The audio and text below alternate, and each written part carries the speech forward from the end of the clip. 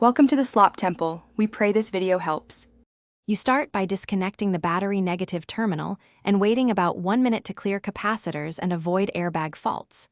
Once done, remove lower knee trim and the bezel. There are 4 hidden screws beneath the cluster and 2 plastic side clips.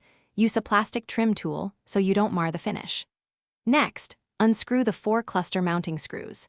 You should be able to tilt the cluster forward slightly. Do this carefully so you can reach the connector area without stressing wiring. With the cluster tilted, you must depress the locking tab on each multi-pin connector and pull them straight back. This prevents bent pins. Once connectors are free, check surrounding clearance. Sometimes you need to loosen the radio or HVAC screws to angle the cluster out smoothly. If you encounter aftermarket modules or adapters, label each plug so reinstall is exact. You do this to avoid electrical faults and to make reassembly quick. Neat labeling saves troubleshooting time later. Now slide the cluster the rest of the way out, supporting it with both hands and watching for any snagged cables or sharp metal edges.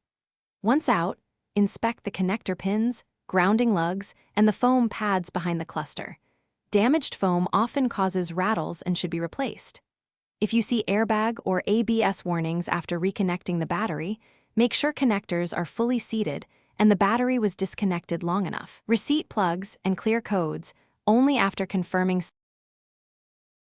Thanks for watching. Consider subscribing if we helped you.